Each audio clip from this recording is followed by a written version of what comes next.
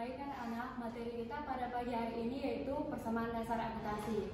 Nah, sebelum kita membahas secara mendalam materi persamaan dasar akuntansi ini, Ibu ingin bertanya kepada kalian terlebih dahulu. Nah, di sini ada yang tahu nggak persamaan dasar akuntansi itu apa? Ayo Bu, boleh dijawab ya?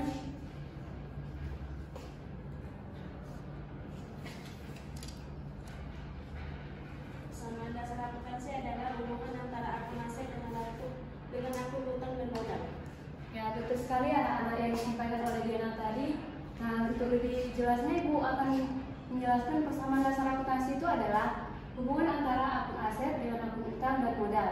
Nah, hubungan ini nantinya akan menciptakan sebuah keseimbangan antara aktiva pada sisi debit, pada sisi kiri yaitu debit, dan pasiva pada sisi kanan yaitu kredit. Nah, dari pengertian persamaan dasar akuntansi itu, kita dapat menyimpulkan bahwa rumus persamaan dasar akuntansi adalah harta sama dengan utang ditambah modal.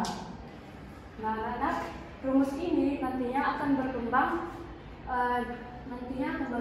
jika suatu perusahaan tersebut sudah mulai beroperasi. Nah, jika perusahaan tersebut sudah mulai beroperasi, rumus ini akan memunculkan elemen-elemen baru seperti beban dan pendapatan. Nah, rumusnya itu akan menjadi seperti harta ditambah beban sama dengan utang ditambah modal ditambah pendapatan. Nah, dari kedua rumus ini kita dapat simpulkan bahwa ada 5 unsur yang ada di dalam persamaan dasar akuntansi. Yang unsur yang pertama itu apa? Yang pertama ada harta, yang kedua ada utang, yang ketiga ada modal, yang keempat ada pendapatan, dan yang terakhir ada beban.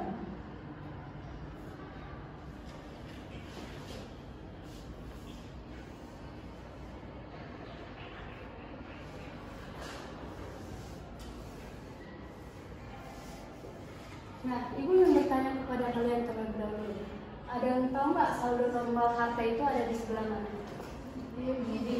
Ya, betul sekali ya. Saldo normal harta itu ada di sebelah debit. Jadi, jika terjadi penambahan saldo pada harta, maka kita taruh di sebelah debit.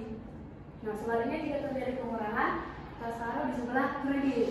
Nah, untuk utang itu saldo normalnya di kredit ya. Jadi, jika terjadi penambahan saldo, kita taruh di sebelah kredit. Jika terjadi pengurangan, taruh di sebelah debit. Nah, untuk modal, saldo normalnya itu ada di sebelah kredit. Jadi jika terjadi penambahan saldo pada modal, kita taruh di sebelah kredit. Selanjutnya untuk pengurangan sebelah debit. Nah, untuk pendapatan sama dengan modal ya anak. Nah, untuk yang terakhir beban ini kan masuk ke dalam golongan aktiva. Jadi jika terjadi penambahan saldo pada beban, maka kita taruh di sebelah debit, dan terjadi pengurangan kita taruh di sebelah kredit. Nah, anak-anak dari sampai sini paham? Paham. Oke, dari materi yang dijelaskan tadi, Ibu akan memberikan kalian lembar kerja untuk kita kerjakan bersama-sama ya anak.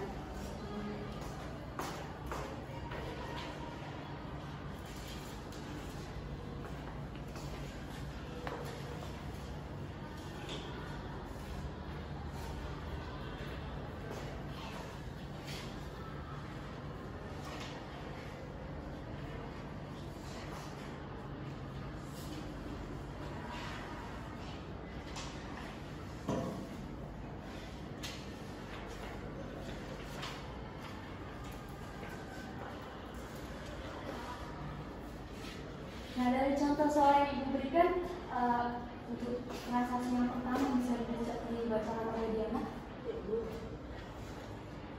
Seperti itu, perusahaan selama bulan Januari 2020 dalam perusahaan tidak transaksi sebagai berikut. Yang pertama, Denisa Putri memulai usahanya dengan menginvestasikan sebagai modal pertama berupa uang 1.500.000. Oke, nah untuk menjawab transaksi ini, yang pertama kita harus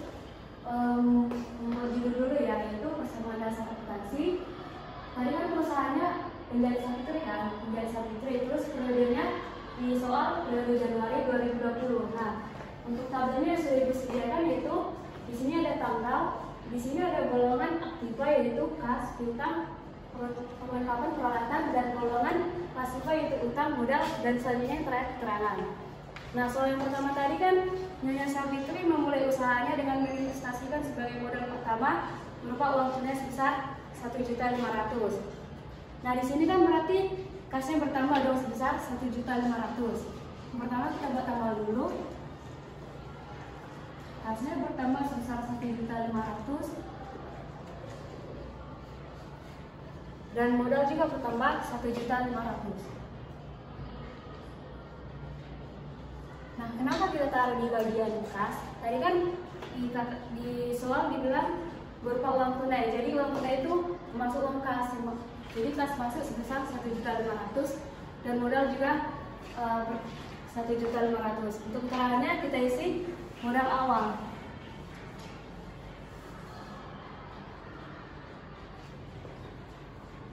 Nah, untuk transaksi yang kedua bisa dibacakan oleh Halimah.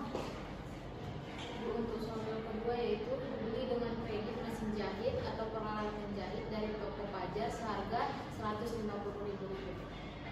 Oke, nah untuk menjawab ini berarti akun yang berpengaruh di sini kan peralatan. Nah, jadi peralatan di sini bertambah sebesar 150.000. Kita buat dulu tanggalnya. Peralatan bertambah 150.000. Nah, karena membeli kredit berarti utang dong. Jadi utang bertambah besar 150.000. Nah, jika sudah ada dua kolom, selanjutnya kita jumlahkan di sini. Nah, jumlahnya di sini kas sebesar 1.500.000, peralatan 150.000, utang 150.000, modal 1.500.000. Nah, dari contoh soal yang Ibu jelaskan tadi, ada yang apakah sudah jelas, anak-anak? Oke, kalau sudah cukup jelas, Ibu ingin kalian melanjutkan transaksi tanggal berikutnya. Di sini ada yang bisa melanjutkan transaksi untuk tanggal 4.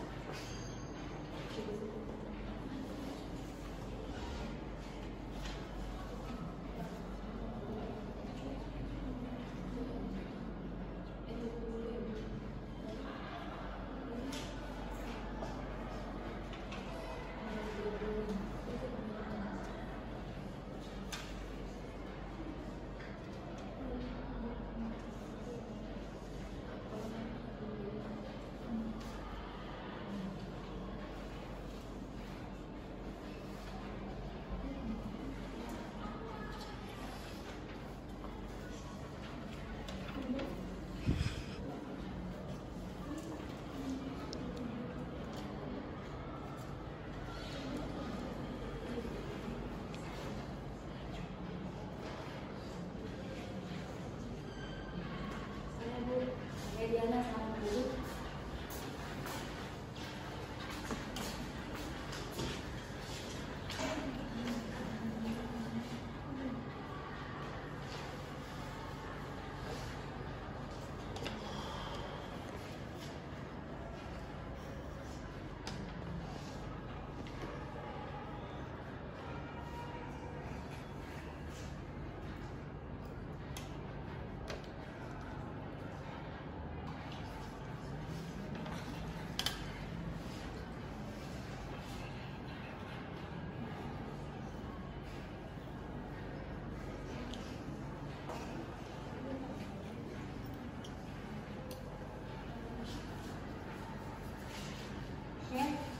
Jawaban yang dikerjakan oleh Jana sudah mulai cukup bagus ya, tapi di sini ada tanda kurangnya, yaitu tadi kan membeli perlengkapan. Membeli perlengkapan berarti kasnya berkurang sebesar 30.000, jadi kita taruh tanda kurang di sini. Nah, selanjutnya kita jumlahkan ya.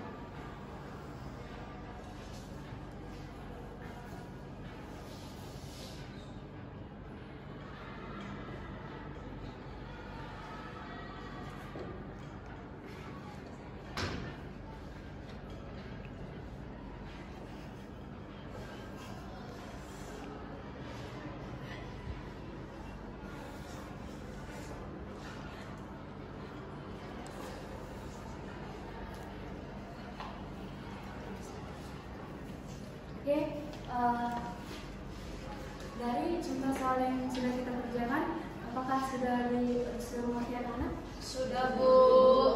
Oke, kalau sudah cukup mengerti, di sini Bu akan memberikan kalian latihan soal yang akan kalian kerjakan sekarang juga ya. Ya, Bu.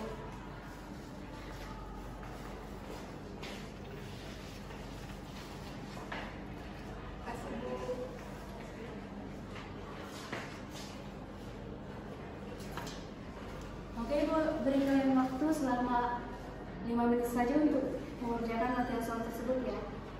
Baik, Bu.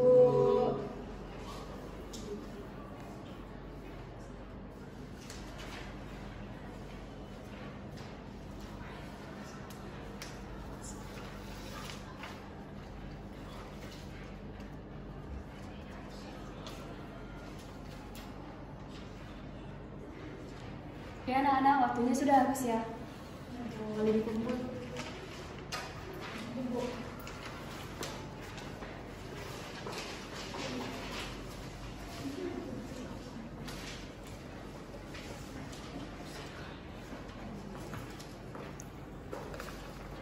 Oke anak-anak, Ibu rasa kalian sudah cukup mengerti untuk materi kita tentang persamaan dasar akuntansi. Nah, yang perlu kalian ingat untuk mencatat persamaan dasar akuntansi itu yaitu posisi aktiva dengan posisi pasifa harus seimbang hasilnya. Nah, itu yang perlu kalian ingat dalam mencatat persamaan dasar akuntansi. Nah, cukup sekian belajar hari ini. Ibu ucapkan terima kasih.